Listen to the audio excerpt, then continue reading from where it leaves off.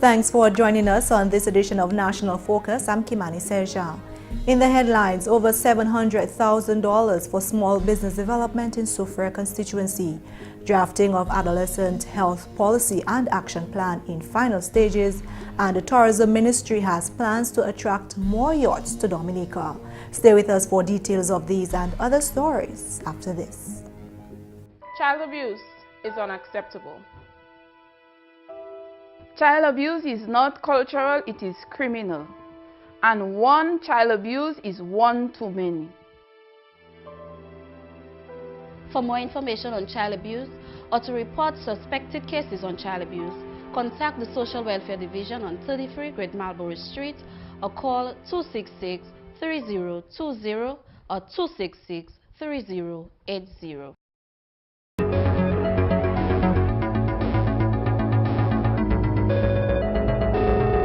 Welcome back. $720,000 have been approved for small business assistance for Soufriere constituents.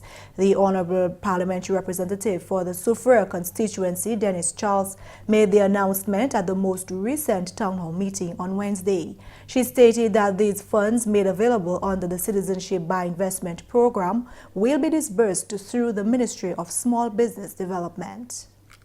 Over the last 11 months, $220,000 was received by our constituency for small business. Out of those funds, 15 families of Soufriere benefited. I recently announced that the Prime Minister has allocated a further $500,000 for small business in the Soufriere constituency. The Honorable Soufriere MP advised those who are interested in receiving assistance to think outside the box. I've gone through some of the applications and I see that some people are applying to start shops and bars. Now some of the areas they want to do that already have 4 or 3 bars or shops. So I want us to be a little creative, to think outside the box. As I said, we don't have a bakery in Soufriere, we should have one. Little ice cream shop, arts and crafts shop. Let us start thinking of businesses we can create to serve the customers that are going to be coming, the tourists that will be visiting Soufriere.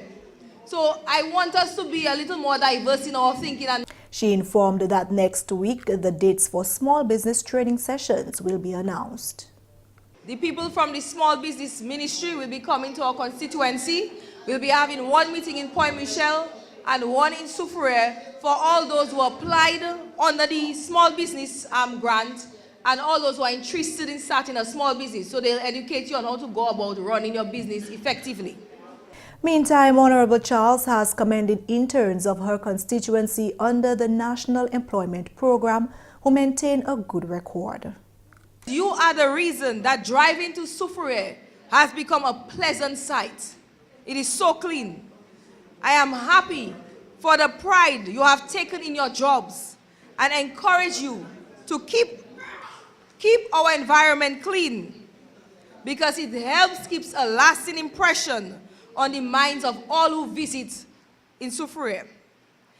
Currently, there are approximately 200 interns of the Soufriere constituency under the National Employment Program.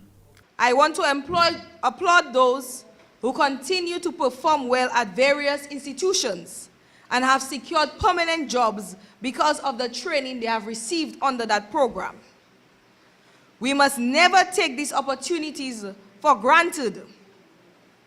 So I want to encourage you, those who are here under the NEP, to do your best at your jobs at all times. It is because of your performance on the job that will determine if your contracts shall be renewed.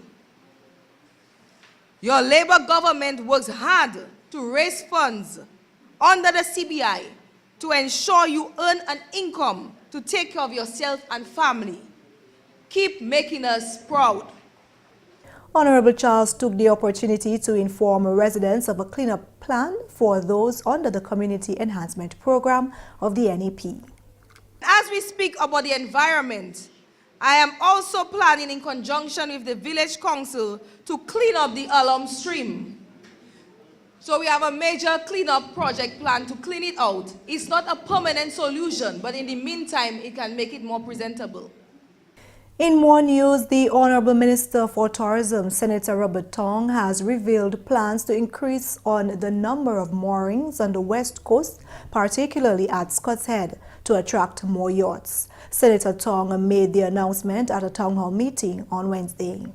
I'm really hoping that this year, before the new season starts, we can put down at least 10 to 15 of the moorings. We have the money in our budget, and we're just hoping that we can work with the SSMR to implement that as quickly as possible so persons in the area can benefit from yachting in this area. Because the persons on the yachts, they're going to come on shore.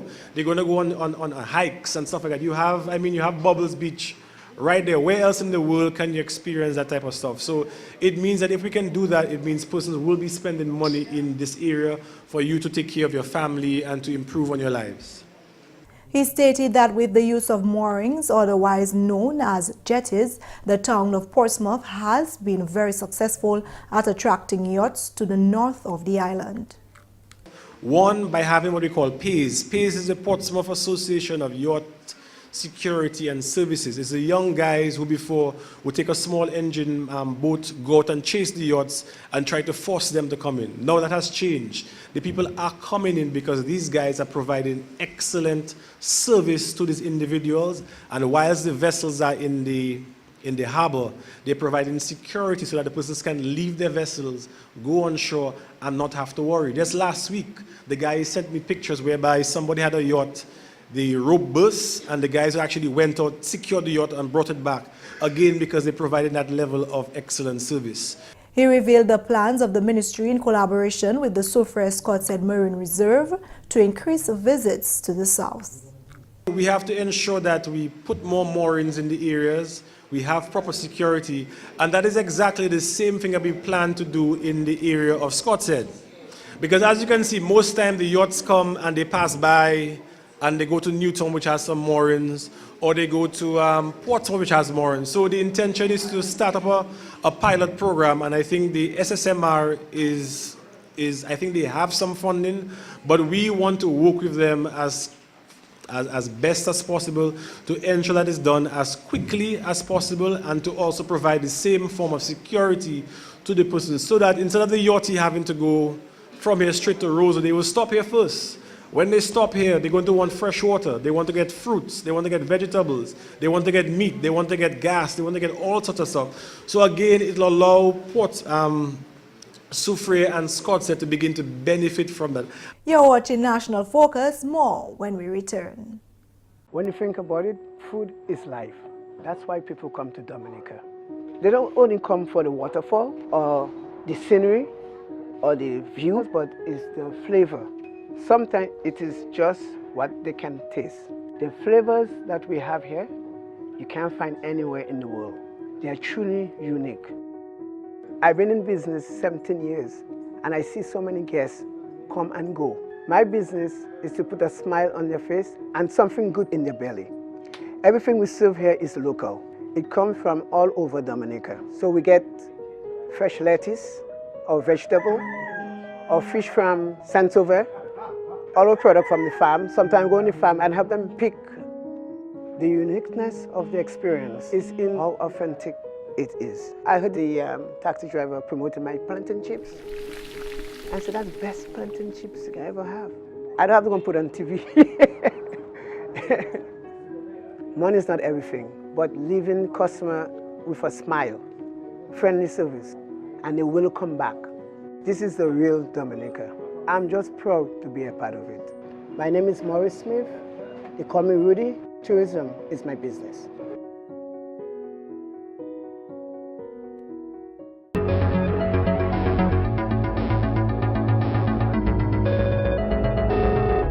Welcome back. The Pan American Health Organization, PAHO, is in the final stages of developing a policy and plan of action to address the health needs of youth in Dominica.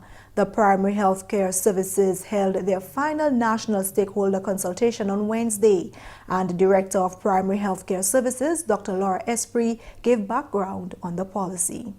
But the reason why we saw the need, the Ministry of Health saw the need for that document, or that policy rather, is because we're very concerned about that vulnerable group, which is the adolescent and youth health. We know they're a very interesting population, a very vulnerable population because of their risky patterns, their risky behaviors. And because of that, we became quite concerned, because when you think of primary health care, the MCH, or the maternal child health services that we offer, is really an extensive one. So we see the children up to, let's say, about age 5. Afterwards, they're vaccinated in primary school, about age 13. And then really after that, we see them in their adulthood. So you see there is a significant gap that we saw that we recognize that we really needed to address. Hence the reason for needing or wanting an adolescent and youth health policy. She revealed that the ministry has collaborated with a wide cross-section of stakeholders. We've worked in close collaboration with the Pan American Health Organization, PAHO, and the Ministry of Health, and as I said, the technical working group, which comes from different stakeholders.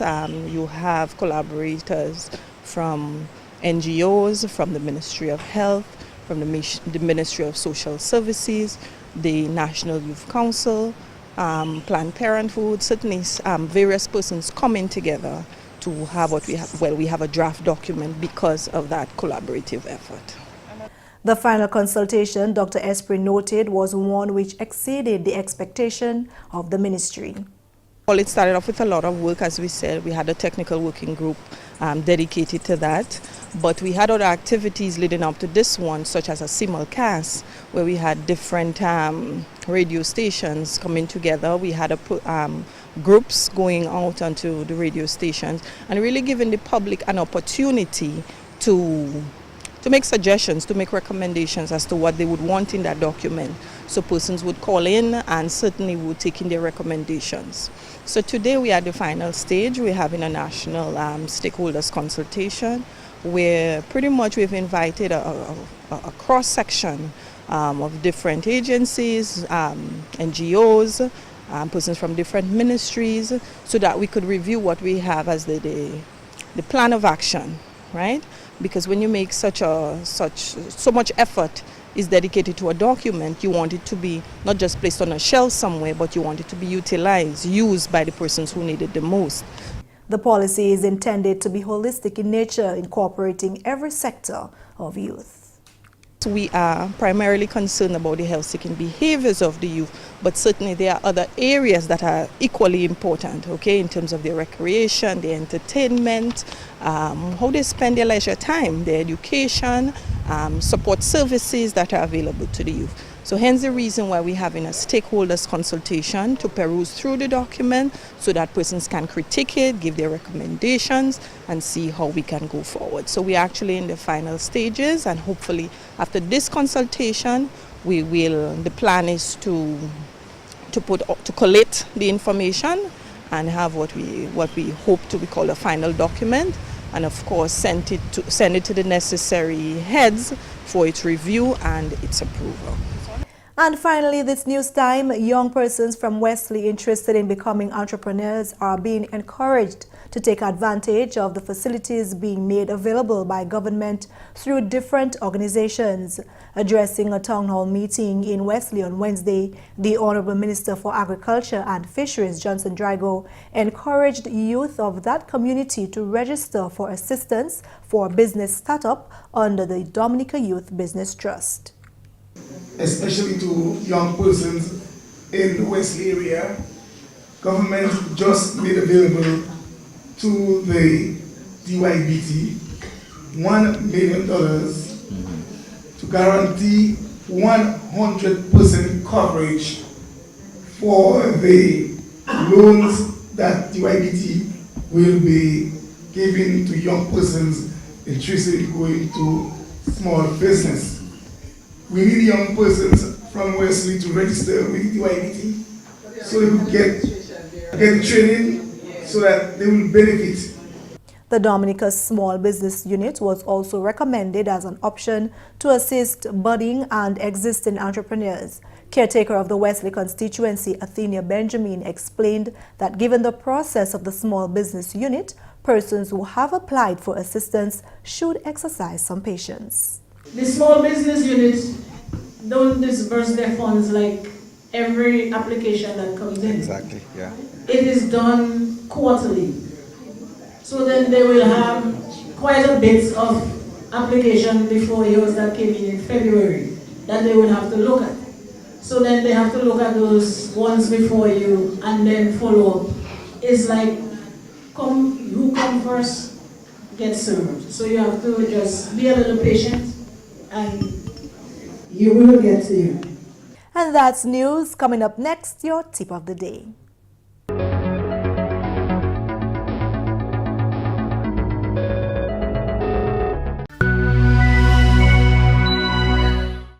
According to Mike Capel, a contributor to Forbes, there is more to business than just a great idea. But coming up with that great business idea is a solid start. If you're looking for a profitable business idea, here is a way to hatch ideas and separate the good ones from the future flops. You can control your failures by planning for them. So instead of fully implementing your great idea, you can test your idea in small sprints. That way you can learn what works, what doesn't, and make changes accordingly. And that's all for this edition of National Focus. We always welcome your suggestions and comments. Drop us an email at gis@dominica.gov.dm or visit our website news.gov.dm. Like our Facebook page, facebook.com/GIS News Dominica, and follow us on Twitter at GIS Dominica. You can also catch up on past National Focus newscasts on our GIS Dominica YouTube channel. From all of us here on the GIS News production team, I'm Kimani St. Thanks for watching.